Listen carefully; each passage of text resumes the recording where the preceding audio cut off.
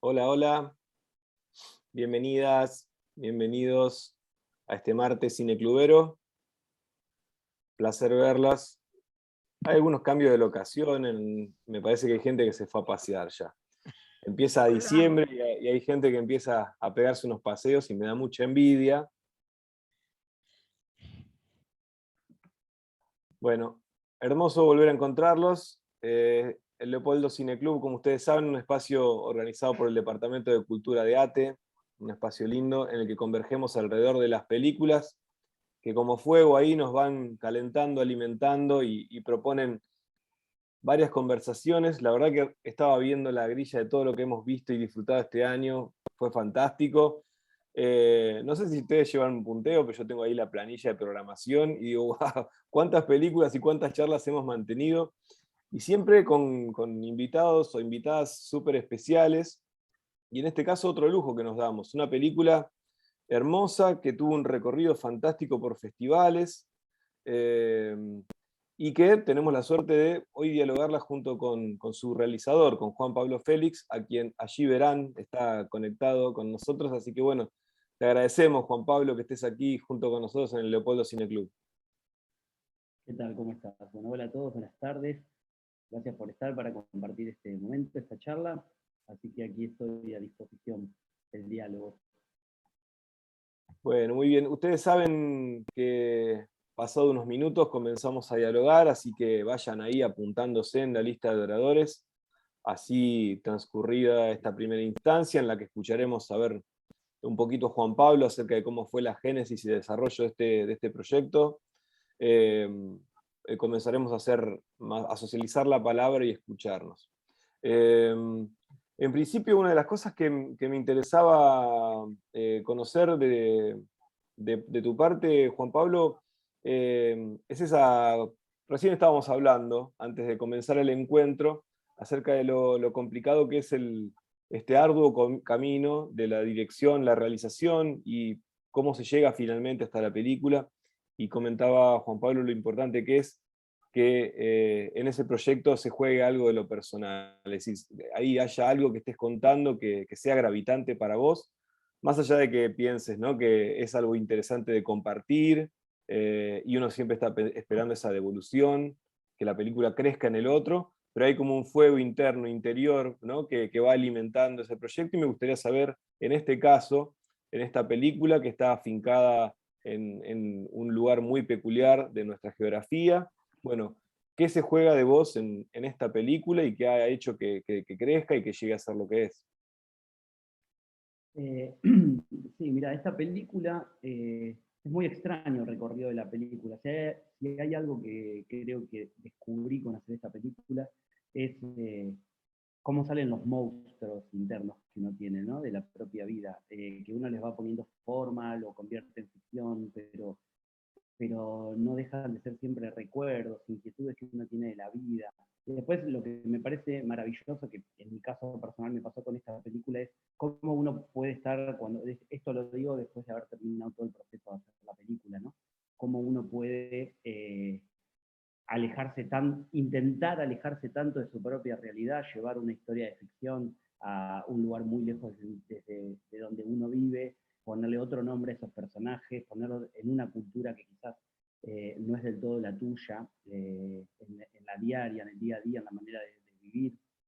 Y cuando terminas el proceso creativo, te das cuenta que estás hablando de algo extremadamente personal. Y ese es un poco el recorrido que yo hice con la película. Creo que empecé escribiendo una película que tenía que ver con un montón de historias y de tipos de películas que a mí me gustaban ver cuando era adolescente. eh, y que era la historia de este chico en el norte de Argentina, como con un gran viaje, con una fusión de géneros cinematográficos que iban como entrelazándose.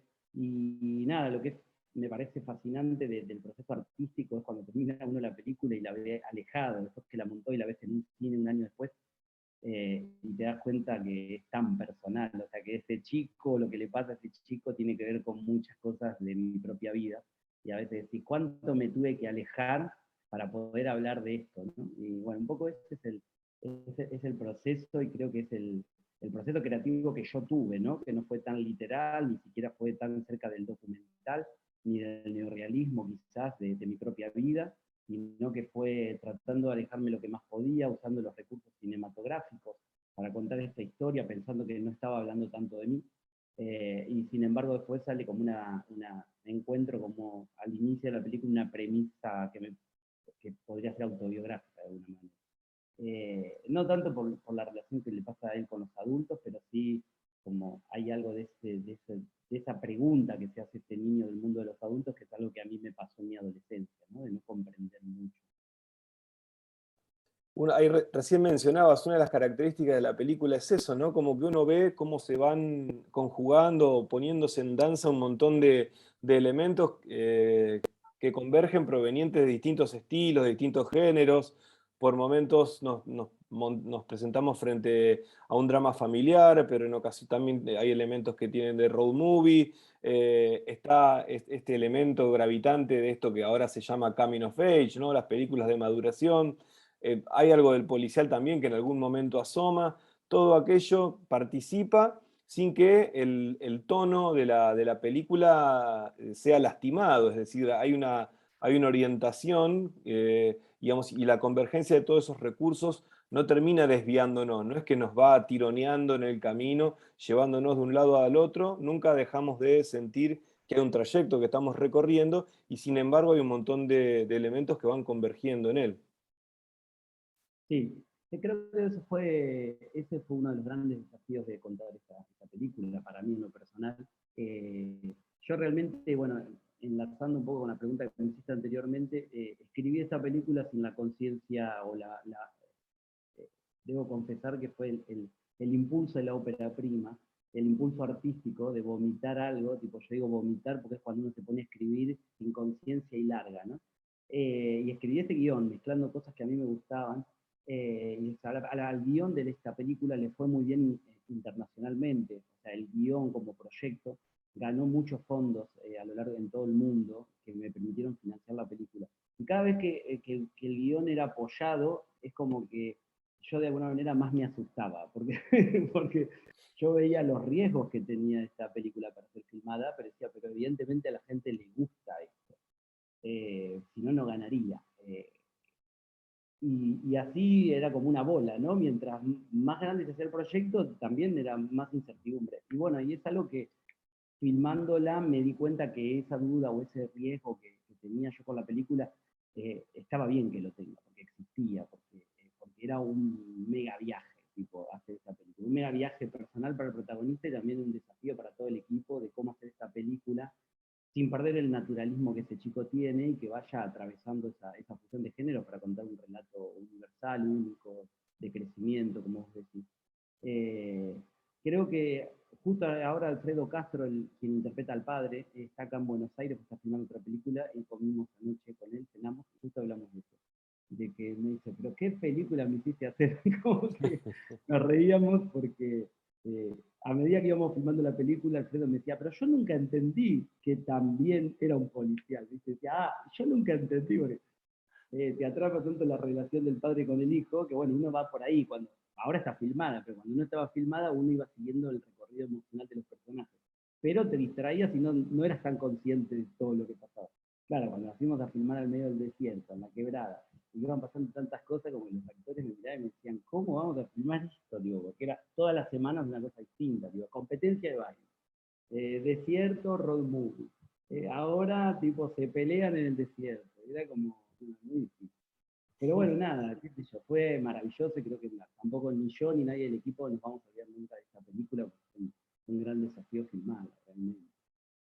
Ya que lo traes a cuento, hablemos acerca de Alfredo Castro, este impresionante actor chileno, camaleónico, la verdad, una persona que le pone el cuerpo a tantos personajes tan disímiles entre sí y siempre con esa capacidad, ¿no? de apropiarse, ¿no? Justamente de personajes que le son ajenos y sin embargo pasan por su embudo y salen transformados en algo súper orgánico con una carga de verdad tremenda. Y ahí creo incluso que podemos mencionar también a Diego Cremonesi y a Mónica Lairana, que finalmente constituyen un trío súper sólido de personas con una trayectoria tremenda, todos alrededor y de alguna manera acompañando, apadrinando a este chico que de repente, al lado de estos tres monstruos, aparece haciendo su primera intervención en cine. Sí, fue un gran desafío el tema del elenco. Tanto Mónica como Diego fueron muy generosos con la película, realmente se la pusieron en sus hombros y Alfredo también hizo un trabajo impresionante. El proceso de casting creo que fue con lo que yo más aprendí, porque esta es mi ópera prima, o sea, dirigí otras cosas antes, dirigí programas de televisión, algunas series, pero nunca había hecho una película autoral y con todo lo que eso significa. Y fue un gran acompañamiento y fue un proceso muy interesante, porque antes de filmar yo me pregunté cómo podíamos hacer para diseñar el casting, cómo hacíamos para que todo esto se conjugue, ¿no? Porque entonces el primer desafío fue Martín López Lazi, este niño que no era actor, y yo quería que baile, y yo lo que tenía muy claro desde que escribí la película era que la escena final es lo que siempre tuve muy claro, o sea, imaginaba siempre cómo iba a ser la escena final, era lo que a mí me gustaba.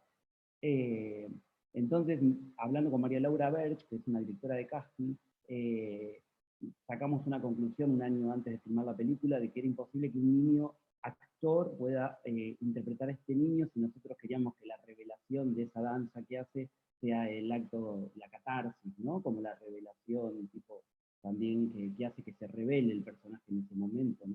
Y que emerja la verdad de lo que le pasa. Eh, entonces la decisión fue salir a buscar un bailarín de Malambo y convertirlo en actor. Un año y medio antes, más o menos. O, no, 2 años antes, ya estoy mareado, pero como 2 años. Así que nada, tomamos la decisión de salir a buscar por todo el país a un chico que baile y que emocione, que sea muy bien, muy lindo lo que hace. Así que salimos a buscar por todas las provincias y después terminamos yendo al Festival Nacional de la Borde, del Festival de Malambo, y ahí había todos niños que en ese momento eran muy chiquitos, tenían 12, 13 años, y bailaban hermoso, bailaban cuartetos, solistas, y ahí lo encontramos a Martín, que lo encontramos y no lo encontramos, porque fue todo un lío y terminamos 2 meses después yendo a Salta, a un pueblito de Salta en Campo Quijano, un domingo con 3 productores a golpear la puerta de la casa, que los padres no entendían nada, y ahí le contábamos que queríamos que haga un casting para una película y lo preparamos durante 2 años. Él aceptó la regla del juego, era muy chiquito antes de filmar la película, él tenía 14, 13 para 14 y filmó a los 16 años. Eh, entonces, bueno, cuando lo teníamos a Martín y lo preparamos mucho tiempo, terminamos de concretar el resto del casting y ahí lo convocamos a Alfredo, que le gustó la película, nos dijo que sí, que la quería hacer, pero él pidió, que yo te lo agradezco enormemente para hacer el pedazo de figura que es, pidió venir a Buenos Aires antes a conocerme a mí, a conocer al nene y entender un poco más la historia. Así que nos juntamos aquí en Buenos Aires con Alfredo, que vino a un hotel, estuvo 10 días, con Martín, que lo trajimos de Salta, con Mónica y con Diego. Y hicimos un página a página en mi casa durante 6, 7 días y todos los días leíamos la película. Y ahí formamos la familia. O sea, como que decían, no, pero yo creo que la madre tiene que hacer esto, no, el padre esto. Y Alfredo ahí fue muy interesante porque una de las cosas que me preguntó para poder componer fue cuál era su oscuridad, ¿no? Dijo, yo quiero saber cuál es la oscuridad de mis personajes, porque cada vez que compongo a todos los directores voy y le pregunto cuál es la oscuridad, porque todos en la vida tenemos cosas buenas y malas, y tenemos esa dualidad, me dice, como de todos tenemos gestos de honra y gestos que son de muy mala persona, en pequeños detalles. Y yo eso por suerte lo tenía muy claro, porque la película estaba inspirada en el papá de un amigo mío, que es el Corto. Es un señor que murió, falleció el año pasado, que es pirata del asfalto, que yo tuve la posibilidad de verlo muchas veces a él, cada vez que salía de la cárcel yo lo veía. Y era un tipo que era un desastre, era un ladrón de carreteras, pero tenía 4 hijos hermosos, y cada vez que salía de la cárcel los conquistaba en 2 días los hijos, tipo, los llevaba a comer un asado, era maravilloso, pero a la media hora se cagaba a trompadas con el mozo del bar y se armaba un quilombo bárbaro y se suspendía todo y quedaban todos los hijos. Entonces, este amigo mío, yo lo vi mucho tiempo, compartí mucho con él, y yo me acuerdo la cara de él, de fascinación por su padre, y cómo en 5 minutos podía tener una cara de tanta incertidumbre del padre que tenía, de tanta tristeza, de tanta impotencia. Y eso a mí me quedó y fue el pulmón de la película. Y eso se lo conté a Alfredo. Le dije, mira, vos sabés que tu personaje existe. Es un tipo así, así. Le conté todo, cómo era, los lujos, con con lujo de detalle, y me agarró el vuelo. Y creo que ahí fue esa relación tan fuerte que yo me ocupé de generar en Martín esa sequía, esa poca cosa con las expresiones que me acordaban a mi amigo, que cómo escrutaba a su padre, con fascinación y no, con miedo a no expresar nada. Y Alfredo, por otro lado, con todo lo que le tiré, también como que generó esa vinculación. Y bueno, después Mónica y Diego, que ahí acoplaron también en ese engranaje. Está bueno. Y de hecho, cuando vos recién decías, ¿no? La incertidumbre, es algo de eso lo que se ve detrás de esa mirada adusta, ¿no? Y desafiante de Cabra, ¿no? Porque sobre todo, digamos, se lo siente ahí, ¿no? Como reacciona como un animal maltratado, ¿no? Como que no sabe bien, digamos, cómo vincularse, digamos, ¿no? Con ese universo adulto que siempre le está cambiando caricia por trompada. Y no se resigna, sin embargo, ¿no? Más allá de todos esos resquemores y demás, vemos permanentemente un gesto de decir, bueno, a ver y si creo, y si a ver si ahora creo, y hay como una incertidumbre permanente que está muy bien trabajada en cuanto al desarrollo de los vínculos. Sí, sí, yo siempre digo que para mí como que resumo, no sé, como que es una historia de amor y desamor de un niño con su padre. Es como esa pregunta que uno se hace toda la vida, me parece, ¿no? De quiénes son sus padres, de por más que los resuelva en terapia 30 años, siempre, ¿no? Son quienes te dieron la vida y cuánto le podés agradecer y cuánto reprochar esa relación que nunca se va a cortar, que siempre está presente, en la ausencia o en lo presente, pero y me pareció que todos esos detalles era lindo poder reducirlo en esos 4 días en la relación de esta familia, ¿no? Y ella, la madre, ni hablar, está como re enamorada, pero lo odia, porque tiene ese vínculo un poco tóxico. Eh, y yo, no sé, creo que el trabajo fue como, no hacer una película, es interesante porque cada espectador lo ve distinto, ¿no? Ni hablar en Europa, que la gente como que era una realidad tan alejada que tipo, me parecía terrible. Es como que, yo, la verdad es que en lo personal traté de hacer una película como en homenaje a las familias, como que todas las familias tienen eso, ¿no? En distintas situaciones, pero como que hablaba, me pareció lindo hablar de los vínculos, por eso ese grito final del niño para mí es como un grito de, no es es un grito trágico, pero poderoso, ¿no? Como un grito de fortalecimiento, me da la sensación a mí, como un grito eh, que te planta en la vida, ¿no? Que pasás a hacer otra cosa, ¿no? Que algo entendiste. No sé.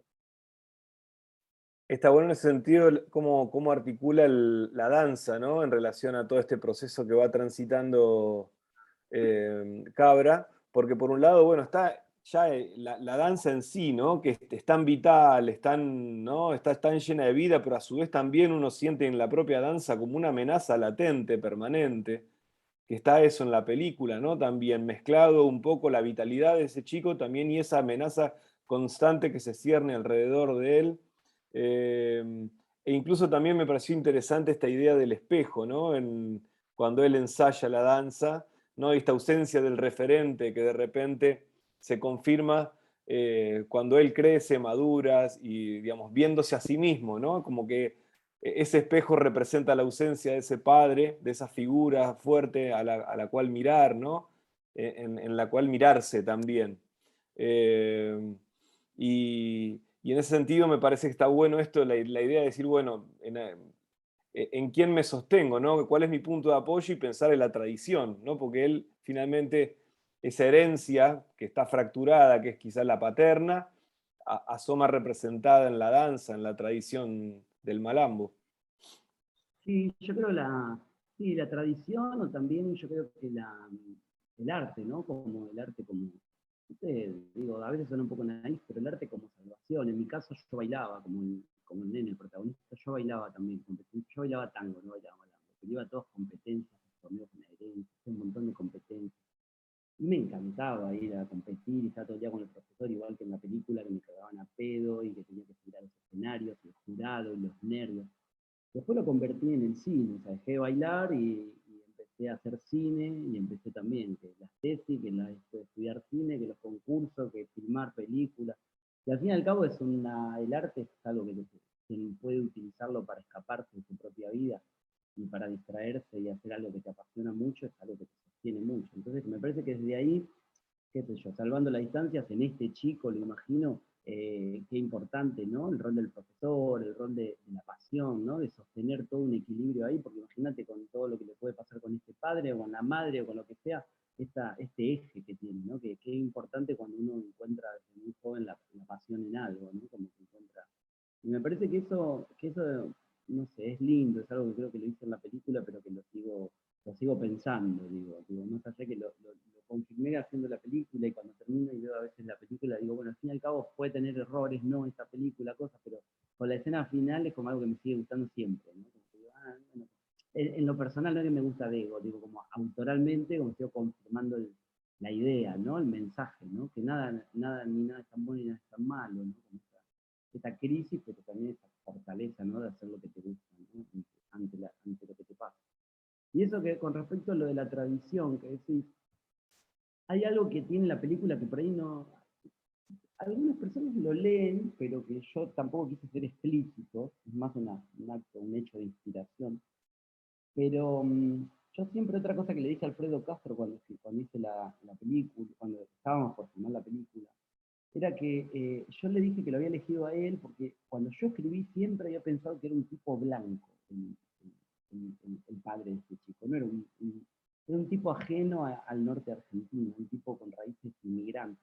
Yo a Alfredo le dije que quería que el padre de este chico sea un colonizador. Me dice, ¿cómo un colonizador? Yo sí, un colonizador, pero contemporáneo. Un tipo blanco, de rasgos europeos, italianos, qué sé yo, como soy yo también, que viven en la tierra, pero con un desarraigo muy fuerte, como en contrapunto a lo que hace Cabra, ¿no? Un tipo que está todo el tiempo pensando que es blanco y que viene de la inmigración y de esta casta blanca, ¿no? Y que tiene un gran problema de identidad porque está en una tierra en la cual todavía no se hace no se hace cargo, y por eso es un pistolero también, ¿no? Un tipo que lo único que le importa es robar camiones. Yo se casó con la familia y con la aventura, se casó con la aventura y no con la familia.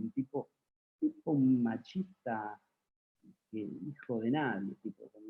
Y me gustaba que Mónica interprete a una chica, a una mujer, no una chica, una mujer que tenga, quizás Mónica tiene rasgos bolivianos, que es de familia boliviana.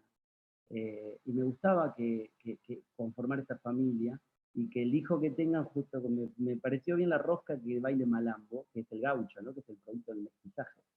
Eh, entonces también es una pregunta que yo me hago esa, y me gustaba también ponerlo ahí como estos dos tipos blancos que van al norte, uno que roba, el otro que es gendarme, que es muy normal en el norte, que los mandan, ¿no? Los rubios correntinos que los mandan para que no haya lío en el norte. Y me gustaba ese grito final del nene, para mí en lo personal, pensarlo también como un conflicto de identidad actual que tenemos, ¿no? Un grito de desesperación de no saber quién es mi padre, no saber quiénes somos los argentinos. Un gran problema de identidad, como bailando ahí, ¿no? Cuando llega la competencia, de hecho, estaba el himno nacional y el locutor, cuando él está entrando, se escucha un locutor que grita, ¡Viva la patria! Y todos aplauden, ¿no? Y me gustaba que la película termine con este grito catártico, gritando, que en realidad es el niño a su padre, pero para mí también somos los argentinos o los pueblos latinoamericanos preguntándonos al día de hoy quién carajo somos. No sé. Te contesté un montón, perdón, pero justo me tiraste el pie y es algo que nunca cuento mucho, pero es una inspiración mía. Está muy bueno y me das pie para pensar también justamente en esto, ¿no? En la frontera, que también es algo que aparece participando muchísimo en la película y cómo aparece, ¿no? Representada en esta historia, bien como ese límite caprichoso y prepotente de los estados modernos que dividen pueblos que antes convergían ahí sin esa línea, ¿no? Que fragmenta y que también propone un comercio espurio, propone también una forma, digamos, de vincularse con ese espacio que está escindida de una herencia, ¿no? de un vínculo con esa tierra distinto, es decir, aparece como una actividad económica promiscua en relación al vínculo que tenían con ese territorio los pueblos que allí aparecen de repente hoy teniendo que lidiar en la subsistencia pasando de un lado al otro de ese capricho que es esa raya, ¿no? Sí, A mí de esa secuencia hay dos cosas que me parecen importantes, no importantes, que me parecen lindas, que las he hablado con Alfredo mucho también en los festivales. Eh, es una secuencia de la película que yo la quise hacer así porque es casi documental esa secuencia. O sea, todos los que participan de esa secuencia son personas reales, o sea, personas que hacen eso todos los días. Las señoras estas son bolseras, vinieron al casting, cuando hice un casting en La Quiaca, hice un casting para la película y pedimos ciertos detalles y gente que trabaja en la frontera, y vinieron todas ellas, son un grupo, son dos grupos en realidad de bolseras. Eh, y les encantó la idea de trabajar en la película si trabajan todas juntas, porque son muy tímidos los cruceños, las bolivianas, muy tímidas todas las cruceñas, pero yo las convencí de que podían trabajar todas juntas, y aceptaron. Y uno de los gendarmes hay una chica y un chico que son actor y actriz, y uno es un gendarme real ahí de la frontera. Eh, entonces fue muy interesante lo que pasó, porque yo casi que no le di muchas pautas. O sea, dejé que la escena fluya y fue impresionante que ellas se reían, porque cuando nosotros decíamos acción, ellas se olvidaban que estaban haciendo una película. O sea, empezaban a pelear con la gendarme, y cuando el gendarme les contestaba, como es lo que ellas hacen todas las noches, le empezaban a contestar, y cuando decíamos cortes, se empezaban a reír porque decían, cierto que es una película. Porque es increíble como al poner el traje, ¿no? Vos a un actor le pones el traje de gendarme y lo pones enfrente de ella y se transformó para ella en un gendarme. Entonces me parece que hay algo ahí que se respira en esa secuencia que es lindo porque es verdad, tiene verdad eso. Y, y algo que me pasó ahí es que eso yo lo escribí tal cual me pasó a mí. Cuando yo tenía 17 años me fui de mochilero al norte, porque a mí el norte siempre me gustó muchísimo. Y estuve como 3 meses por la quebrada de Humahuaca viajando, y una vez me había quedado sin plata con un amigo, y estábamos en La Quiaca, y teníamos que volver a San Salvador de Jujuy, y teníamos muy poca plata. Entonces un señor de un kiosco nos dice, ¿por qué no se van ahí, cruzan a Villazón del lado boliviano, que salen las bolseras, y ahí por poca plata las van a dejar volver en un colectivo? Nosotros fuimos, y eran todos colectivos que salían a la 1 de la mañana. Lo mismo que le pasa al personaje en la película lo viví yo, pero yo lo viví mucho peor, en el sentido de que yo subí a la combi con todas estas señoras que eran muy simpáticas, y cuando estábamos llegando al mismo puesto donde se filmó la película, nos paró la aduana a la 1:30 de la mañana, y las mujeres me dicen, por favor, ponete ropa porque me la sacan los gendarmes. Y me empezaron a dar camperas de fútbol, y pusimos como 20 camperas de estas de fútbol para la venta, y se empezaron a pelear y no querían bajar, y estuvimos hasta las 4:30 de la mañana peleando, los gendarmes abajo con las linternas y ellas que no querían bajar al control. Fue un escándalo. Y a mí eso me pareció muy interesante, porque yo en un momento las quise defender a estas mujeres, cuando me acuerdo, cuando era joven. Y los gendarmes me dijeron, vos no te metas que sos turista. Yo soy hijo de una de las que está dentro de la camioneta. Dice. Y esta historia es todas las noches la misma, las conozco a todas, se llama Raquel, na. Créeme que pareció fabuloso porque era la familia peleando entre ellas prácticamente, ¿no? O sea, quiero decir, es el pueblo trabajador, o sea, como que acá no hay... Y me pareció como, no sé, me pareció que eso era interesante ponerlo en la película porque nunca me lo pude sacar de la cabeza. Y traté de hacerlo como lo más objetivo posible y usarlo en el recurso, o sea, usar esto que yo necesitaba que le pase al personaje, tratando de respetar todas las, como los códigos y las cosas que yo vi que pasaban de la manera en la que pasaban, sin tratar de poner punto de subjetivo, tipo una apreciación política sobre quién tiene razón ni nada, sino que simplemente me embarqué con el personaje y dejé que esto pase. Y ahora cuando mostramos la película en Jujuy, eh, la gente de los jujeños estaba muy impresionada, porque decían que era muy, muy parecido a la realidad. Muy bueno. Bueno, yo hago la última y pasamos, ahí abrimos el juego. Me pareció interesante que, digamos que ahí, frente a ese paisaje tan imponente, tan espectacular, no se te tentara el puño para panear a esa fantástica geografía. Y el centro de la película siempre se mantiene allí donde quisiste estar, que es esta relación entre estos personajes, muy cerca de ellos, en sus soledades, digamos, en sus elucubraciones, ahí, digamos. Y me parece interesante porque finalmente el espacio llega a nosotros, participa de la historia, pero nunca nos distrae y estamos siempre ahí, digamos, siendo partícipes de la maduración del vínculo entre ellos. Sí, sí, está bueno lo que decís, porque es algo que nosotros lo hablamos mucho con el director de fotografía y con la directora de arte. El director de la película esta es Ramiro Civita, que es una persona muy, muy genial, es un maestro también, como digo, varios de los jefes de cabeza de equipo que tuve, de los cuales he aprendido mucho. Ramiro es una persona muy generosa, es un director de fotografía que tiene más de 30 películas, hizo películas como El invierno, El abrazo partido, trabajó con Burman, trabajó en Italia, y es muy obsesivo de respetar el lenguaje cinematográfico de lo que cada película necesita, eh, el, el, el, tipo de tono y de lenguaje, de artificio técnico que cada historia necesita.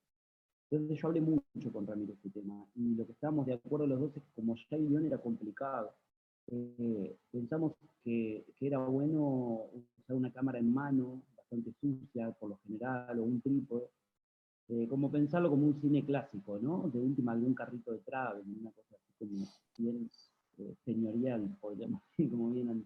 Y no pensar en nuevas tecnologías, ¿no? Estas cosas de los drones, o de los Jimmy Jeep, o un Steadicam, como una cámara flotada.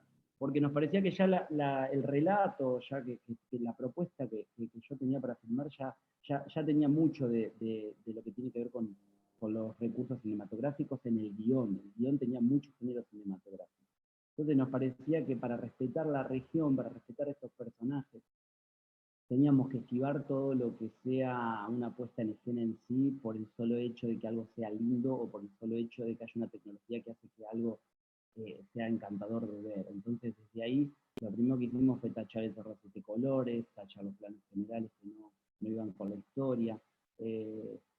Sacamos todo lo que edulcoraba o por ahí le oxigenaba de más.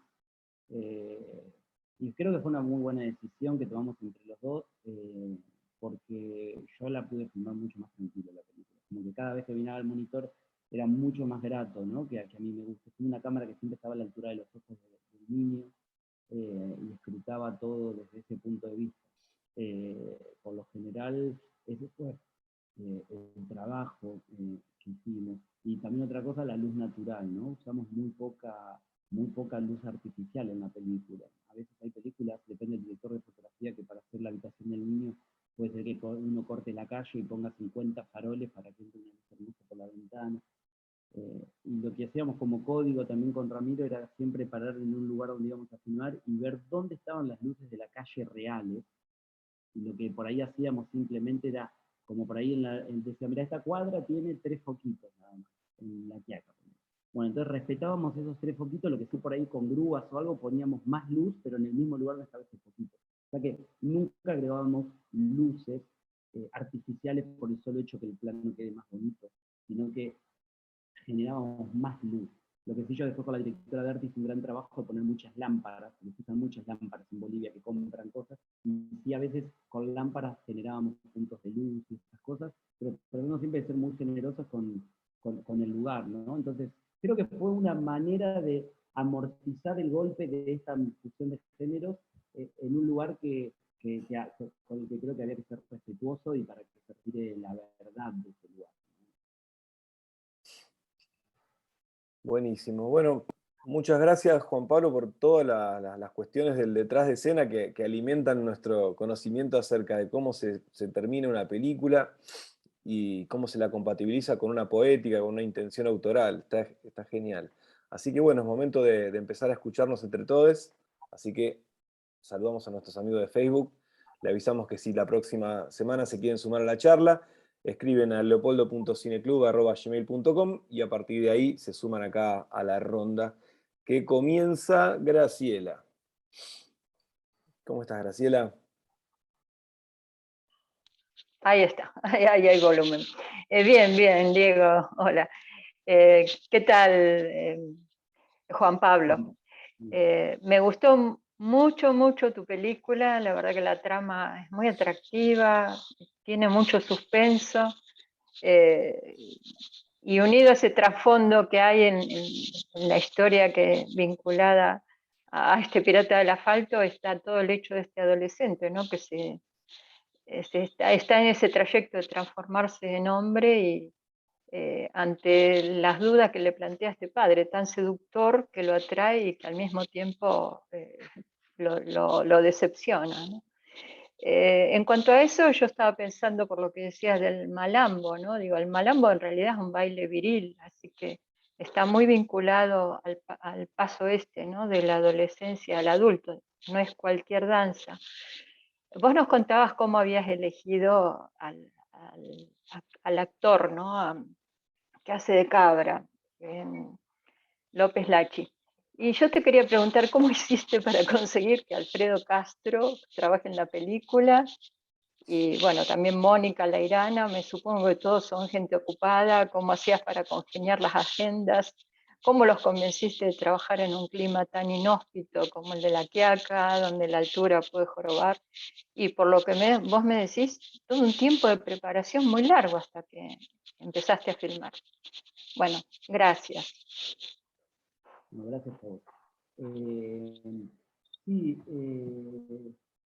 el tiempo de preparación de las películas, más cuando son así películas de autor, digo yo, películas que uno la genera a nivel personal, que no se las pide ningún productor y que son historias que le salen a uno, llevan mucho tiempo porque la financiación de esas historias es muy difícil cuando uno no hace una comedia o no hace algo que sabes que rápidamente va a llegar a un público masivo y que va a poder cortar entradas, un productor como que te pone muchos peros. Y me parece que también está bien que eso pase porque un productor necesita después tener un producto que se venda.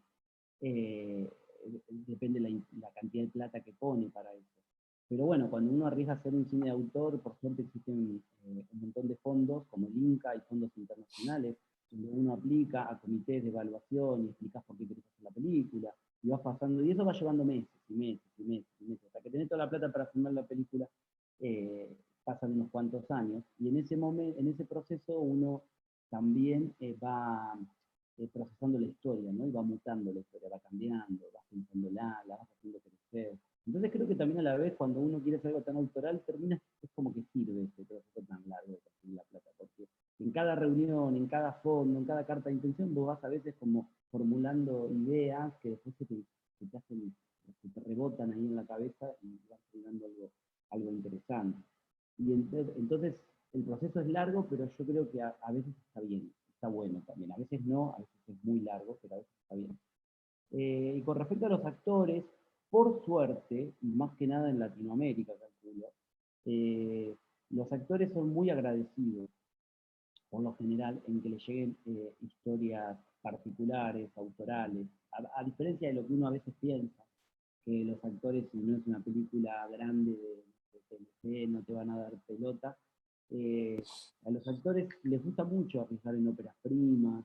Es posible que después por agenda, por algunas cosas estratégicas, se puedan decir que no, pero también uno nunca tiene que perder la posibilidad de mandar el guión eh, porque realmente también existe la posibilidad de que te digan que sí, porque les gusta mucho a los actores el riesgo, filmar cine. También no se filma tanto cine, hay que ser realista. Entonces, los actores siempre están esperando que les lleguen películas. Filma mucha televisión, muchas series, y cuando uno de golpe les manda un guión de una película y está relativamente sólido, o ya tuvo un trabajo y ya lo chequeaste con asesores y tutores, y tiene un arco, hay algo, generalmente son agradecidos. Así que lo de Alfredo, digo todo esto para contarte que lo de Alfredo fue muy fácil, o sea, le mandamos el guión a su representante. Alfredo es muy educado con eso, lee todos los guiones, o por lo menos lee la sinopsis, tratamiento y entiende un poco el proyecto, cómo es, si es serio quién está produciendo, relativamente. Y lo leyó, le gustó, se tomó un tiempito, un mes para contestarnos por su agenda, y después pidió una reunión conmigo, y fue muy fácil realmente. Charlamos, nos pusimos de acuerdo, después, bueno, los productores se ocuparon de la agenda con él, y terminó sucediendo. Así que nada, yo al día de hoy te le digo a Alfredo, sos un genio, porque él es muy bueno, es muy generoso con los operaprimistas. Toma mucho riesgo, digo, no todo el mundo obviamente, pero toma mucho riesgo. En el caso de Mónica fue distinto porque hice un casting con María Laura acá en Buenos Aires, un casting más grande, y yo a Mónica la tenía vista de algunas películas, me gustaba, no la conocía. Así que María Laura le pidió directamente, sin leer el guión, si podía venir a un casting. Y María Laura, nada, la conocía, es muy generosa. Mónica vino con unas pautas que yo le pedí, le hice un casting como de 1 hora. Y ahí después le confirmé el papel, después que terminé todo el proceso de casting. Y Diego fue muy parecido a Alfredo, la verdad, muy generoso de su parte, leyó el guión, el representante, le gustó, tratamos de cerrar agendas y lo conformamos. Pero te vuelvo a repetir que la verdad es que a nivel industria cinematográfica es mucho más fácil a veces que lograr tener un actor o una actriz para una serie o para un programa de televisión. Muy bien. Héctor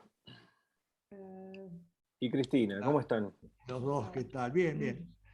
¿Qué tal, Juan Pablo? Un gusto, la verdad que me gustó mucho tu película, Juan.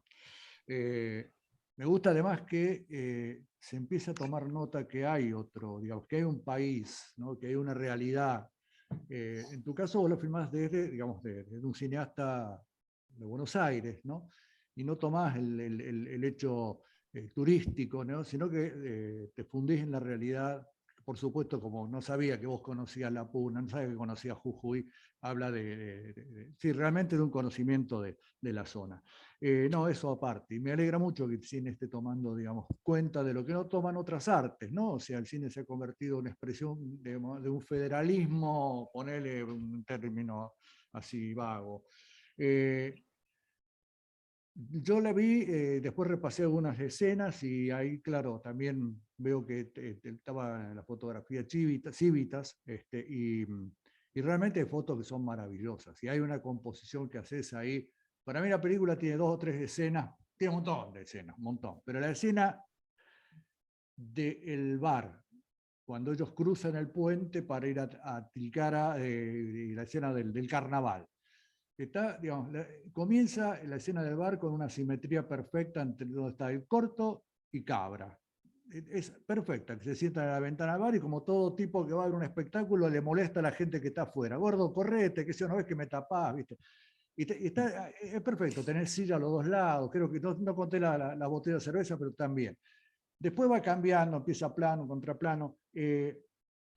Y ahí se desarrolla, o sea, yo creo que es el momento feliz que tienen ellos, un instante de felicidad, ¿no? Justamente creo que promedia la mitad de la película. Después de lo cual ellos salen al carnaval, ¿no? En un carnaval que, bueno, es así, ¿viste? Es un sincretismo de ropa de Nike, de Adidas, con vestimenta, digamos, típica del carnaval de La Puna. Y terminan bailando una cumbia, que cosa que me llama la atención. Cabra no sabe bailar la cumbia, se la enseña el corto, los pasos de cumbia se la enseña el corto. Y toda, bueno, muy bella, esa escena es muy hermosa, ¿no? Por supuesto, ya está machado, como se dice, ¿no? Pero termina con Cabra bailando, balambeando, en zapatilla, ¿viste? No con las botas de acordeón que tiene, son zapatillas. No, esa escena es maravillosa. La otra es cuando, creo que se llama el Puyal, cuando baja el diablo, ¿no? De la montaña. A mí me hizo acordar a Fabio, me hizo acordar a Nazareno Cruz, no sé por qué me flashé con eso, y a Pasolini, ¿no? ¿no? Y creo que tiene que ver mucho con lo que vos decís, el descenso de la montaña del diablo es para desenterrar el carnaval, ¿no? Y creo que en la película mucho vos mostrás eso, o sea, desenterrar lo que uno tiene adentro, ¿no? Y Cabra lo que busca es desenterrar la pasión esa que... y bueno, está trabajado con muchas, creo que vos lo mencionaste, muchas, ponele, no sé el término, duplicidades, paternidad, maternidad, adulto, adolescente, qué sé yo, no sé, lo noté en varias, bueno, y no quiero abundar más porque puede haber más compañeros. Y un par de preguntas, te la digo de a una, si no... ¿Cómo fue laburar con tanta... Porque esta película es plurigénero, plurinacional, los actores son de diversos lados, el montajista creo que es brasileño, el bueno, ¿cómo fue trabajar con tanta diversidad digamos, de equipo? Sí, porque viste, cuando vos ves, qué sé yo, que vos ves, no sé, participa Brasil, Estados Unidos, vos ya decís, bueno, esto viene, pero digamos, se amalgama perfectamente. ¿Cómo fue laburar con eso? Bueno, gracias igual por el reconto de las escenas que me gusta ver cuando a la gente que le gusta, uno la hace y se aleja tanto que se engancha a la gente. Sí. Así que, no, con respecto a eso sí estoy de acuerdo que la del bar creo que es como el corazón dramático, el corazón ahí que late y es el que hace que sostenga todo, ¿no? A veces me pregunto qué escena no puede no estar la película, pero si no está esa escena sería una familia tan triste, tan pareja, sin color, ¿no? Como me parece que eso es como el corazón, ¿no? Que hace que se entienda todo el relato. Y Ramiro sí, es genial realmente, un gran maestro. Y con respecto a lo del diablo, sí hubo una intención desde el guión, ya desde siempre, de generar esta vinculación atmosférica, lo decía Pablo, bueno, el gran Pablo. Lo popular, de alguna manera, quizás Fabio tiene que ver con lo popular, quizás, ¿no? Con algo que no tiene que ver con burgués, con tratar de hacer una película sofisticada para que te aplaude la burguesía, no como una película que está al pueblo ahí en la calle, quizás, esa cosa de, ¿no? Como la representación lo mejor que se pueda de ese fervor popular. Y sí, siempre desde el guión estuvo una intención de que el diablo, para mí, después cada uno agarra lo que quiere, pero es el padre, ¿no? La salida del diablo. Mi pregunta siempre es, si Cabra al final de la película se preguntará, ¿habrá que desenterrar el diablo el próximo año? ¿No? Porque lo van a buscar a la cárcel y el nene está ahí medio mareado y empieza con esta salida del diablo y de golpe corta en seco y está el nene en la puerta de la comisaría y dice, ya salió, y no está, pero ya empezó el diablo, o sea, como viene a desordenar esta familia, ¿no? O sea, no está y dónde está, y la madre siempre lo mismo, y ya se enroscan y entran en una que salió, se despertó el diablo del carnaval, y es una metáfora de lo que pasa en Jujuy, ¿no? Generalmente este tipo de pareja, este tipo de familias son fundacionales en el carnaval. Emborrachan los tipos, tienen sexo con las chicas, y hay violaciones, porque hay un machismo absoluto, se generan estas familias así que surgen y te lo cuentan también, o sea, es real, esto ocurre. Y me parece que, bueno, esa representación de este carnaval tan crítico en Jujuy, me lo han comentado, que lo han podido leer, ¿no? Como, eso. Y después con respecto a lo de con respecto a lo de sí, no, la cantidad de gente tiene que ver con que la película era una película muy costosa, era muy cara. Es una película que salió, creo que alrededor de un millón. Bueno, no sé si es el número, porque es un disparate, pero el cine es muy caro. Filmar porque es mucha la gente que trabaja. Es una película que tiene un presupuesto de $1.200.000. Mucha plata hoy en día para filmar. Entonces, porque había que tener mucha gente en hoteles durante mucho tiempo, las cámaras de cine son carísimas, había que pagarle a muchos extras para filmar la película como se quería y como se pretendía. En fin, es muy costoso. Entonces, en Argentina, con la plata que nos daba el Inca, no nos alcanzaba, y más para una ópera prima, y al no tener un canal de televisión ni nadie que esté atrás avalando el impulso de la película, tuvimos que salir a buscar fondos culturales, fondos y financiación por el mundo. Entonces es de ahí que ganamos un fondo que tenía el Inca con el Instituto de Cine Brasilero, un fondo muy grande. Después ganamos un fondo que tenía el Inca con México, con el Instituto de Cine de México. Y ganamos un fondo en Noruega y ganamos un fondo con Chile y una parte en Bolivia. Con todo eso pudimos salir a filmar la película. El tema es que cuando uno gana esos fondos, que se llaman fondos bilaterales, hay un convenio que tiene que ver con un convenio cultural que sirve para que las industrias y las historias de Latinoamérica, de Iberoamérica, después cuando están terminadas se compartan, que los técnicos también de todo Iberoamérica puedan también como compartir sus experiencias y que no quedemos encerrados los chilenos en Chile, los argentinos en Argentina. Entonces, hay algunas leyes, algunos puntos, como una Biblia, cuando uno gana un contrato que se hace cuando gana estos premios, que te dicen que vos ganaste este premio con esta plata en Brasil, pero tenés un montón de cosas, que alguno de los jefes de cabeza de equipo, el director de arte, o el fotógrafo, la montajista, o la jefa de sonido, o el jefe de sonido, tienen que ser de ese país que vos ganás. Entonces de ahí que se hizo como una película multicoral en esta película en particular, la directora de arte es brasilera, que es Daniela Vilela, que yo la contraté a ella porque había hecho la película Sama, la de Lucrecia Martel, entonces ella ya había hecho una investigación muy grande sobre el mundo gauchesco y conocía todo el tipo de telas, el tipo de cueros, de botas. Entonces me parecía que ella ya tenía como un recorrido hecho con Argentina, no tenía una brasilera, no tenía nada que ver. El montajista, también hubo una montajista en Argentina, un montajista en Brasil, que yo estuve 6 meses con él ahí, que se llama Eduardo Serrano, que es un montajista que hizo películas para mi gusto, muy lindas. Una que se llama Bacurau, no sé si la vieron. Ahora una que ganó en Cannes la Palma de Oro. De Clever Mendoza Filho. Sí, exacto. Y Aquarius también hizo, que es una película muy bella también. Y después la postproducción de imagen y de sonido se hizo toda en México, los estudios Churubuscos de México en plena pandemia, y con Lena Eskenazi, que es una cubana que vivió en Argentina mucho tiempo, pero trabaja, está radicada en México. Y el sonido de la película, el sonido directo que se toma en set, lo hicieron los chilenos, que vinieron desde Chile con Alfredo Castro, y bueno, y ahí en toda esa mezcla filmamos la película. Fue una experiencia muy linda porque ahora somos todos amigos y compartimos un montón de experiencias, pero bueno, sí, esa es la magia del cine, ¿no? Hoy en día, ¿no?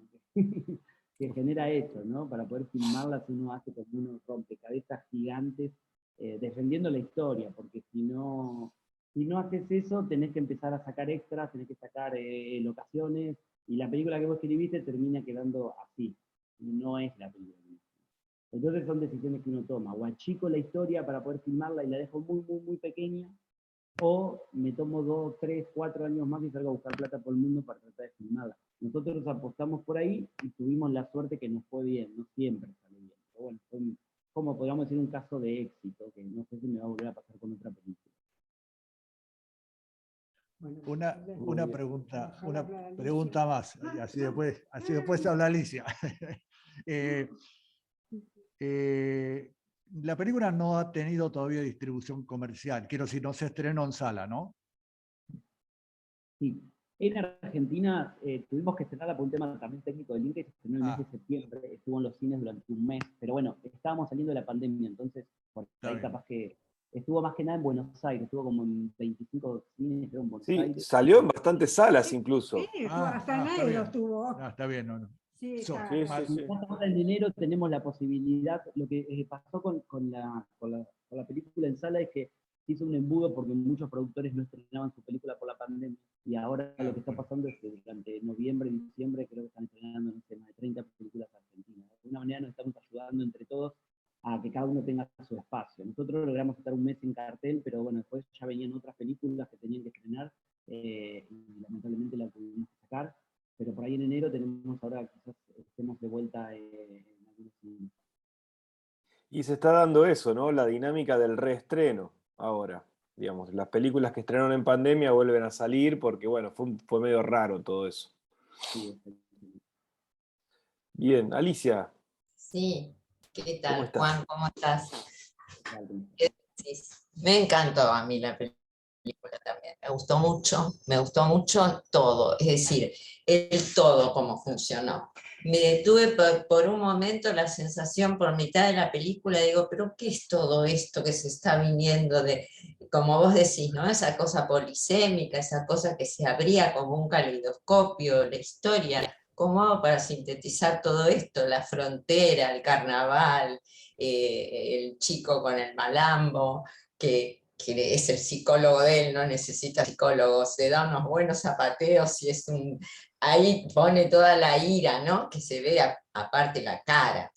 Bueno, después yo decía, esto es una maravilla, se nota el trabajo que hay, se nota, el guión es buenísimo, la historia es buenísima, la composición de los personajes, el hilo emocional en los personajes, el padre de este pibe es el padrino. Está el personaje de Marlon Brando, Vito Corleone. Porque no puede ser que genere tanta seducción y de repente hace una buena y vos decís qué bien, y después se manda otra, y el pibe ahí, el pibito ahí en el medio de toda esa cosa, que lo salva la danza, ¿no? El arte y la danza como cosa, ahí pone todo, pone la cara, pone el grito, pone toda la bronca que tiene adentro. La escena del carnaval, coincido con Héctor, me pareció impresionante, y el final cuando se van ellos dos y queda él espiando un poco la escena de el escándalo que hace el padre en el hotel, la gente que sale, cómo se relaciona con esa gente que sale matón con uno que lo chusea y de repente sale ella y el padre entrando en el cuarto de ella. Yo digo, ay, estar en el lugar de ese pibe me partía el alma, ¿no? Los pies lastimados de él con las botas, con la gasa que se ven los piecitos que están lastimados. Es como que el sufrimiento lo tiene incorporado y sublimado absolutamente en su baile, ¿no? Maravilloso, que despliega ahí sus alas. Me encantó. Me hizo acordar a un Billy Elliot, pero vernáculo. La imagen de él bailando y liberándose de todo, ¿no? Me encantó eso, y bueno, te felicito, los colores de la gente con los atuendos de carnaval, en medio del desierto, cuando aparece esa montaña así visualmente, me pareció precioso. Me pareció redonda en todo sentido, en la actuación, la cara de ella es maravillosa, la expresión que tiene, ¿no? Y cómo, y bueno, del chileno ni hablar, no me acuerdo el nombre yo, pero es impresionante, impresionante. Así que muchas gracias, es un espectáculo maravilloso, el tema de la frontera ahí también tiene mucho que ver, pero la vi 2 veces y la vi con sumo detenimiento y me gustó mucho. Muchas gracias, Juan. Ahora con todo, están las salas llenas ahora, sí, ¿eh? Yo fui al teatro el otro día por verlo a Pompeyo Audibert y no había lugar, no entraba un alfiler en la sala, era impresionante. Así que bueno, qué alegría ver de vuelta, ¿no? La movida de todo esto. Ustedes que han hecho tanto esfuerzo y sacrificio, la verdad que se lo merecen. Muchas gracias. Gracias. Sí, por suerte la película, como en esto de que preguntaban si había estrenado, que hace como un año atrás, antes de cuando estaba en un work in progress, se llama, como en estos festivales, los festivales de cine tienen como un detrás de escena donde las películas todavía no están terminadas, uno las lleva, y esta película estuvo en 2 work in progress, uno en el Festival de Toulouse, en Francia, en el Festival Latino de Toulouse, y en Ventana Sur, un mercado que se hace acá, en los 2, por suerte, tuve la posibilidad de ganar, y ahí como unos agentes de venta, que se llaman, que son como los representantes de uno, se llaman Beta Cinema, son unos alemanes que compraron la película adelantado antes que estrene. Ellos están ocupando de hacer la distribución internacional de la película. Y ahora, por suerte, en marzo estrena en Francia la peli, estrena creo que con más de 100 salas, con muchas más. Estrena un lanzamiento muy grande en Francia, así que yo voy para marzo para ir a presentarla, y en abril estrena en España y en otros países más de ahí de Europa, así que vamos a hacer una gira de presentación. Así que sigue el recorrido, la pandemia no nos paró, fue duro, la verdad que fue duro, pero por suerte estamos ahí hicimos como muchos festivales, y ahora estamos empezando la distribución comercial por todo el mundo. Así que, nada, es una peli que es muy linda para ver en cine, por eso lamento mucho que la tuvimos que estrenar, porque hay algo sonoro también, hizo una mezcla de sonido muy grande en México, tiene Dolby Atmos la película, y entonces cuando uno la ve en sala provoca una cosa muy, a mí, digamos, personal. Creo que provoca una cosa muy, muy linda. Así que nada, estamos ahora tratando de que la gente la vea lo que más se puede en salas de cine, digo, en todo lugar donde podemos, antes de venderla a una plataforma y que pase a plataformas y todo eso, estamos todavía tratando de hacer un recorrido de salas. Suena un poco vintage hoy en día porque las pelis se hacen y ya, ¡pum!, directo a plataforma. Estamos tratando de resistir y de poder sostenerla en salas, digo, lo que más podamos. Así Así que gracias. Sí, a mí esta película tuya es la primera vez que yo la estaba viendo en la tele grande y todo, pero decía en cine, lo que tiene que ser esta película en cine, porque tiene un despliegue de visual impresionante, ¿no? Y en el cine se aprecia un montón. Así que bueno, muchas gracias. A seguir creando. Muchas gracias. Gracias, Alicia. Catalina, entonces. ¿Cómo va, Cata? Hola, buenas noches. El hecho de ubicar el drama en el periodo de carnaval es absolutamente sugestivo, ¿verdad? Uno siempre asocia el tiempo de carnaval con el tiempo de aquellos 4 días locos que vamos a vivir. Una mezcla de felicidad y de tristeza también, ¿no? Por un lado, gente que baila y se ríe, pero también hay una soledad en medio de la multitud. Entonces es absolutamente simbólico y significativo, ¿no? Ya lo dice el propio título. Y una pregunta, las escenas que se desarrollan en momentos de lluvia, ¿estaban asignados en el guión o les tocó lluvia? ¿Qué tal? Mira, con respecto a al rodaje de la película, de cómo se estudió, eh, tiene dos particularidades. Hay uno que tiene que ver con el carnaval, que ya que lo nombró, por ahí vale la pena contarlo porque es interesante. Yo cuando empecé a escribir la película siempre imaginé las escenas estas así muy grandiosas, con mucho extra, con mucha gente. Y cuando fui a investigar un poco, a la Quebrada de Humahuaca, como un año antes, empecé a hablar con las comparsas y con la gente de ahí y me empezaron a explicar que por respeto a la salida del diablo, las personas solo se pueden poner los trajes del diablo, porque son muy respetuosos, ¿no? Con el carnaval, solo se pueden poner los trajes de diablo los días de carnaval, que no pueden, tipo, un día para una filmación de una película ponerse el traje de la diablada, porque no se los permite, porque la Pachamama no se los permite y puede haber muchos conflictos en el pueblo. Aunque una comparsa acepte, se pelee bien en otros pueblos originarios y se puede armar mucho lío, son muy respetuosos. Yo entré en un problema y digo, ¿cómo hago? Entonces, una de las decisiones que tomamos antes de filmar la película, que siempre es una locura, es que la película está filmada en 2 años distintos. Martín, las escenas de carnaval donde hay mucha gente en las calles, y en particular esta fiesta donde baila el nene con el padre, todo eso fuimos con el director de fotografía, con un equipo de cámara de solo 10 personas, casi de manera documental, con una vestuarista, una maquilladora y con actores. Fuimos a filmar al carnaval real y filmamos todas las escenas esas de manera documental, o sea que la gente no se dé cuenta, poníamos las cámaras y después cuando empezaban a pasar las orquestas por la calle o todo, filmábamos las escenas de la película sin filmar la ficción en sí, o sea, toda la parte después que baila la familia junta y esa entrada que hacen con la orquesta, todo eso, se filmó un año después, durante la ficción, pero entonces se mezclaron los planos, entonces lo que tiene particular la película es que toda la escena de la familia cuando entra a esta comparsa y están bailando y se emborrachan, la mitad de los planos son del año 2000, del verano 2018, y la mitad de los otros planos, cuando ya está la familia bailando y entran, son del verano del 2019.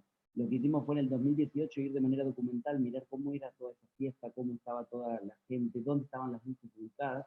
Lo bueno que tiene el norte es que el tiempo parece detenerse. Entonces volvimos al otro año a filmar la película y estaban puestos en esos fortines hasta los mismos bandarines y las mismas luces. Entonces ahí, con 100 extras nada más, generamos como la parte más íntima de la familia. Entonces después cuando los planos generales, cuando uno ve estas fiestas que están todos bailando cumbia, eso es real, eso es carnaval y así sucedió y esa gente estaba en el carnaval. Y cuando la cámara entra adentro y los ves todos que se empujan y no sé qué, eso es todo la ficción. O sea, como que nada, es simpático, pero es como, fue muy particular de filmar. Y lo de la lluvia estaba planificado porque llueve muchísimo en el norte. Y debo confesar que hay un día que no, hay un día que llovió y no estaba planificado y un día que estaba planificado. Y el día que llovió y no estaba planificado, que creo que fue el final de la comisaría o algo así, bueno, lo metimos en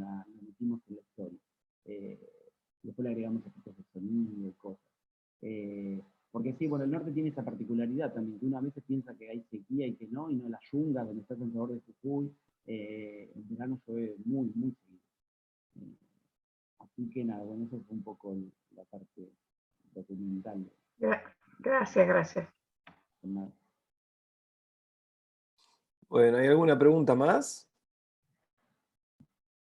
Una de las cosas que me interesaban es, ya que se habló del carnaval y la función que cumple, el canon narrativo llevaría a que ese momento de reencuentro esté ubicado al final, y sin embargo vos lo planteás como un momento bisagra, no solo en la trascendencia en los personajes, sino incluso en el momento que ocupa, ¿no? En la mitad de la película está el encuentro, ¿no? Es como un momento, como un breve cielo, como diría David José Con, y después, digamos, las vidas luego siguen sus cursos, se despliegan, es decir, que la inercia inicial se suspende en la mitad, pero luego continúa. Es mucho más lúcido, digamos, contado de esa manera, y más gravitante ese momento que cuando ocupa ese espacio de reencuentro feliz, ¿no? Y al final del relato.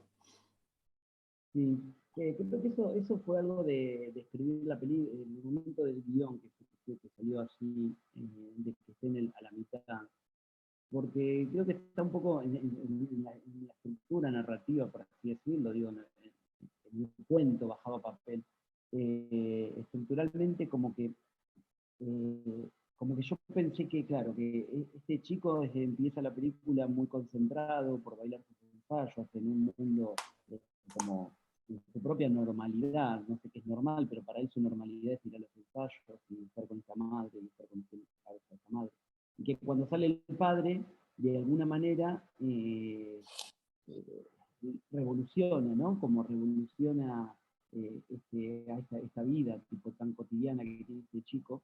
Y lo que a mí me gustó era como que a medida que avanzaba la película, el padre vaya como parasitando la vida de este chico y le esté sacando esa poca normalidad que tenía, ¿no? Como que se le rompe el auto, ya no lo lleva a los ensayos, como si lo estuviera embebiendo. De hecho, la escena del restaurante donde le da cerveza, a mí me parece que es como un acto de, como ya, ¿no? Como querer imponerle sus propias reglas. Recién llega y, mirá qué divertido que es tu padre, y ya se rompió el auto, no te llevó a los ensayos, tomó un poco de cerveza, y esto con cariño. Entonces, me parecía que ese momento de inflexión, por ahí, como que está la familia unida, me parecía como un momento que era muy lúdico y un momento también como muy ambicioso emocionalmente para el relato, ¿no? Como un momento de fantasía, que yo creo que existen esos momentos, ¿no? Por eso uno cuando va a un casamiento y se emborracha, o a una fiesta o lo que sea, hay como un momento de felicidad máxima que piensa que está pasándola bien, y pues a los 20 minutos llegas a tu casa y estás compuesto,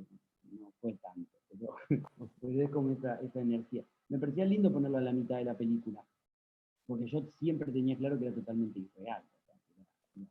Era el padre conquistando a más no poder a esa familia, ¿no? Esa familia que lo espera de alguna manera, que eso es lo trágico de esta historia. Si fuera que la madre está resuelta y no le quiere más a este tipo, y lo educó al hijo, y dice, mira, tu papá es esto. Pero hay conflicto de que los personajes de esta película lo esperan a ellos. Él sale y los moviliza. Entonces me parecía que el momento donde más los tenía que movilizar, donde más los tenía que conquistar con su locura, era como en esa escena, para que después haya como ese creciendo, ¿no? Emocional que termina como en ese arco final, ¿no? Como que me parecía que hacía como, si era una partitura musical, era como ahí el momento más arriba, ¿no? De ese ideal que después se rompe todo. ¿Vos, Catalina, querés sumar algo? Sí, ese último primer plano con la cara del padre, cuando lo mira con asombro y con admiración, cómo baila el hijo, es como que descubre en la persona del hijo un valor importante. Esa expresión es gloriosa. Lo redime de muchos de sus errores, de sus vilezas, porque está llena de emoción y de afecto. Esa imagen es gloriosa. Muchas gracias. Sí, fue como Eso sí, los actores en eso yo les daba mucha libertad realmente. Les di como pautas muy claras para filmar la película, tanto a Diego, a Mónica y a Alfredo, principalmente, les di pautas muy claras de cómo a mí me gustaban los personajes, de cómo yo los había imaginado. Eh, y desde ahí ellos hicieron la construcción que les parecía. Yo a veces les decía, bueno, hagamos una variante, probemos esto. Pero en general ellos como que, también hubo una cosa linda que el guión, por suerte, como era un viaje, y empezamos a filmar arriba y terminamos en el sabor de Jujuy, ellos pudieron ir haciendo el arco, que para mí eso es muy importante, porque cuando uno trabaja en cine, por ahí no sabe cómo se filman las películas, pero es muy desgarrador para una directora o para un director, porque eh, por temas de logística, te desarman toda la película. Vos empezás filmando la escena final a veces. Eso pasa casi siempre. O sea, la escena final de la película, vos la filmás el primer día de rodaje. Y los actores te dicen, pero ¿cómo voy a filmar la escena final si yo todavía ni me conozco, no me pasé? Y es muy complicado y eso pasa muchas veces. En este caso pudimos filmar la película casi de recorrido, como un recorrido muy parejo, con lo que tenía que ver con el guión, ¿no? Era había mucha similitud en el recorrido del guión con el rodaje, salvo algunas escenas que tuvimos que mover. Entonces eso yo creo que le fue permitiendo a los actores también como encontrarse entre ellos, y había un momento que ya no me pedían ninguna pauta más. Como, de hecho, si yo les decía algo, medio que me sacaban. No, yo ya sé lo que va a hacer el personaje. ¿Viste? Como ese poder que tiene el arte que es maravilloso. Y ahí Alfredo y Mónica para esa escena final, yo te juro que si les decía algo, creo que no me iban a aceptar nada. O sea, como ellos ya estaban listos para esa escena. O sea, como, eh, de hecho, Alfredo creo que no lo había visto nunca a Martín bailar así, y ya lo quería realmente como un hijo, porque nada, me enseñó tanto durante 3 meses que estaba en la preproducción de rodaje, y creo que algo de lo que le pasó ahí a él, tipo, eh, es muy lindo porque Martín esto que hace lo hace con mucha fortaleza. Y Martín pasa que al no ser actor durante todo el rodaje, todo el mundo lo coacheaba, o sea, tenía una coach, estaba yo, estaba Alfredo, estaba Mónica, y todos le decían continuamente, cuidado con esto, vos no tenés experiencia, cuidado con esto. Claro, y cuando filmamos la escena final, Martín estaba en su lugar de comodidad, porque es una canción nacional de Malambo. Y fue el momento en que Martín dijo, ahora yo voy a hacer lo mismo. Y llevó todo su cuarteto a la perfección, todo, y emocionó de verdad, porque todo el equipo, mucha gente del equipo técnico terminó llorando, porque claro, era este nene que no actúa y que hay que hacerlo actuar, y de golpe cuando lo vieron ahí bailando, eh, algo provocó, ¿no? Como, fue como muy lindo, digo, la sensación. Porque ahí sí fue real, tipo, ahí sí hubo algo que fue documental. Y No, se agradece que no sea una lluvia de planos detalle la que compone la danza y que predominen esos planos abiertos en los que podemos realmente advertir digamos, el poder de la danza tal y como está pensada, ¿no? Está buenísimo eso. Una tontera nomás, pero me acabo de acordar ahora hablando de la danza, que la peli tiene un trabajo que para mí fue muy lindo, aprendí mucho, que la música la hizo una banda de sonido, una banda de música que se llama Tremor, que son unos chicos que hacen folclore electrónico desde hace bastantes años. Son muy conocidos por Europa. Leo Martinelli es el compositor. Y cuando le mandé el guión, fue a uno de los primeros que le mandé el guión. Antes de tener los actores, le mandé el guión a él porque me encantaba lo que hacía. Y a él le encantó tipo, la propuesta de hacer la película. Y toda la música de la película fue creada antes de filmar. O sea que cuando filmamos ya teníamos toda la música, porque se entusiasmó. De hecho, hizo kilos de música. Hizo 1 hora de música más de lo que está en la película. Y fue muy lindo porque tiene como 3 momentos en la escena final esa. Fue muy laboriosa, muy difícil de hacer en términos cinematográficos, digo, porque empieza con un zapateo tradicional donde está tocando la guitarra el profesor real de Martín con su asistente, ahí que están tocando. Después hay como un punto de giro en musical, un quiebre, y empiezan a fusionarse unos sonidos electrónicos que tienen que ver con lo que le pasa emocionalmente al nene. Y hay un golpe final después del grito donde vuelve como un malambo más tradicional muy fuerte. Lo que pasa en el malambo es que no tiene una rítmica. El malambo es como una improvisación que cada vez tiene que ser más rápido y el profesor va haciendo chan, chan, chan, chan, chan, chan, chan, cada vez más rápido y no tiene una cosa que un compositor musical pueda hacerlo. Y yo para filmar la película, a estos chicos les hice bailar este ballet, la puesta esta, tuvieron que, para filmar la película, lo bailaron 14 veces. Pero 14 veces tuvieron que hacer la coreografía y nosotros íbamos cambiando las cámaras, estaban muertos. Y cuando le llega el material al compositor de música, ninguna de las tomas, o sea, ninguna de las 4 veces de las 14 veces que bailaron, rítmicamente era la misma velocidad de la música. O sea, siempre era un poco más rápido, un poco más rápido. Y el compositor dice, ¿cómo hacemos? Me dice, no, esto no se puede montar, no puedo. Así que tuvimos que hablar con la diseñadora de sonido y como volver a montaje de vuelta y tratar como de empezar a cuadrar la rítmica. Y después, bueno, cuando tuvimos que hacer toda la parte emocional, que desaparece la música y que empieza la otra, la leitmotiv de la película, ya ahí el músico me quería matar, porque fue muy, muy difícil hacerle la música de esta Y bueno, película. ustedes querían domar un malambo y claro, el malambo se retoba. Pero bueno, así quedó. Bueno, gente, ha sido un placer el encuentro. La verdad, Juan Pablo, te agradecemos muchísimo todo lo que nos has contado y lo que nos has enseñado a partir de tu experiencia con Carnaval. Así que bueno, súper agradecidos del Leopoldo Cine Club. Bueno, muchas gracias a todos. Fue un placer y un gusto. Bueno, gente, vamos a poner los fideos, a preparar la milanesa, vamos a comer. Les agradezco como siempre que estén. Cerramos la próxima semana el año y cerramos con una nueva edición de sección Trabajo Registrado. En este caso para ver una película que quizás ya vieron, aquí en salas pasó muy rápidamente, se llamó Mujeres que hicieron historia. En realidad la película se llama Made in Dagenham. Está dirigida por Nigel Cole en 2010, una película de Reino Unido que representa una lucha de 1968 de las trabajadoras de la Ford, las costureras de la Ford, que pararon la producción de toda la fábrica. Todo ese mastodonte fue parado por 200 trabajadoras costureras que lanzaron la lucha por la equidad salarial. Fue una lucha muy famosa, muy conocida. La película es deliciosa, está muy buena y sobre todo para pensar esta cuestión de la equidad salarial junto con una especialista, con una licenciada, investigadora de CONICET, Paula Varela, que nos ha acompañado para pensar el acoso. No sé si recuerdan, a comienzos de este año, aquella película israelí que planteaba el acoso en el marco del trabajo. Acá justamente vuelve Paula Varela para pensar junto con nosotros esta película a partir de las reflexiones que ella ha establecido como autora de este libro que se llama Mujeres Trabajadoras, puentes entre la producción y la reproducción, lugar de trabajo y militancia en la nueva ola feminista. Así que justamente es una película en la que de una manera muy lúcida convergen estas cuestiones, ¿no? ¿Qué es lo que pasa cuando la mujer salta a la lucha y se organiza? ¿Qué es lo que pasa no solo en la fábrica con sus compañeras, sino también con sus compañeros, con los jefes, pero también qué es lo que pasa en el hogar, ¿no? Cómo se va modificando la dinámica del hogar cuando no está la mujer volviendo rápido a poner la olla al fuego, ¿no?